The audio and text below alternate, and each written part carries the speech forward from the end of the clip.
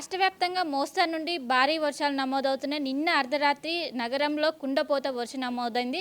రానున్న రోజుల్లో వెదర్ ఏ విధంగా ఉండే అవకాశం ఉంది? దీని గురించి మనం మాట్లాడడానికి ఐఎండీ డైరెక్టర్ నాగరత్నం గారు ఉన్నారు. వారితో మాట్లాడదాం. మేడం, రానున్న రోజుల్లో వెదర్ ఏ విధంగా ఉండబోతుంది? ప్రస్తుతం వాతావరణ పరిస్థితులు చూసుకున్నట్లయితే తూర్పు మధ్య అరేబియా సముద్రం దాన్ని ఆనుకొని ఉన్నటువంటి కొంకన్ గోవా కోస్ట్ వెంబడిగా ఒక అల్పపీడనం ఈ ఉదయం ఫామ్ అవటం జరిగింది. ఇది రానున్న 36 గంటల్లో మరింత బలపడి వాయుగుండంగా కూడా మారే అవకాశాలు కనిపిస్తున్నాయి. ఆ సబ్సిక్వెంట్ డేస్లో కూడా ఇది మరింత బలపడే అవకాశాలు కనిపిస్తున్నాయి. ఈ ఉపరితల ఆవర్తనం నుండి ఉత్తర తెలంగాణ వరకు కూడా మరి ఒక ద్రోణి ప్రస్తుతానికి ఆవరించి ఉంది. దీని యొక్క ప్రభావం వల్ల తెలంగాణ రాష్ట్రంలో రానున్న 4-5 రోజుల వరకు కూడా చాలా చోట్ల తేలికపాటి నుంచి మోస్తారు వర్షాలు కురిసే అవకాశాలు ఎక్కువగా కనిపిస్తున్నాయి. ఉరుములు మెరుపులు కూడా చాలా చోట్ల ఒక్కొక్కసారి ఈ గాలి తీవ్రత 40 నుంచి 50 కిలోమీటర్లు, కొన్ని చోట్ల 50 నుంచి 60 కిలోమీటర్లు ప్రతి గంటకు కూడా ఉండే అవకాశాలు ఉన్నాయి.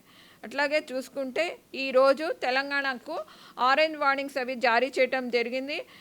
కుమరంభీం, మంచిర్యాల్, జగిత్యాల్, నిజామాబాద్ ఈ జిల్లాల్లోని భారీ ఒక్కొక్కప్పుడు అతి భారీ వర్షం కూడా 1-2 చోట్ల ఉండే అవకాశం ఉంది.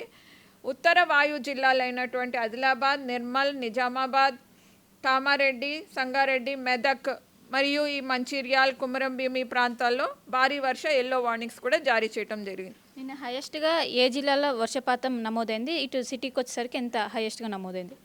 సిటీలో కూడా హెవీ రెయిన్స్ వరకు కూడా నమోదవటం జరిగింది. కొన్ని సౌత్ జిహెచ్ఎంసీ రీజియన్లోని మోస్ట్ ఆఫ్ ద జిహెచ్ఎంసీ మాత్రము మోడరేట్ రెయిన్స్ వరకు కూడా నమోదవటం జరిగింది. ఋతుపవనాలు ఏ విధంగా ఉంది? ఎప్పుడు కేరళ తీరం తాకే అవకాశం ఉంది? ఋతుపవనాలు ప్రస్తుతం యాక్టివ్గానే ఉన్నాయి. రానున్న 2-3 రోజుల్లోని కేరళ తీరాన్ని తాకే అవకాశాలు కనిపిస్తున్నాయి. దానితో పాటుగా కూడా మనకి దక్షిణ అరేబియా సముద్రం, మాల్దీవ్స్, కొమరిన్ ఏరియా, అట్లాగే దక్షిణ బంగాళాఖాతం, అట్లాగే సెంట్రల్ బంగాళాఖాతం వరకు కూడా ఈ వ్యాపించే అవకాశాలు ఎక్కువగా కనిపిస్తున్నాయి రానున్న 2-3 రోజుల్లో. అంటే జిహెచ్ఎంసీలో ఏ పార్టీకి ఎక్కువగా వర్షాలు పడే అవకాశం ఉంది? ఈరోజు చూసుకుంటే ఎక్కువగా కూడా నార్త్ జిహెచ్ఎంసీ అండ్ వెస్ట్ జిహెచ్ఎంసీలో ఎక్కువగా ఛాన్సెస్ కనిపిస్తున్నాయి. ఇటు రైతులో కావచ్చు, జిల్లా యంత్రాంగానికి ఏం చెప్పాలి?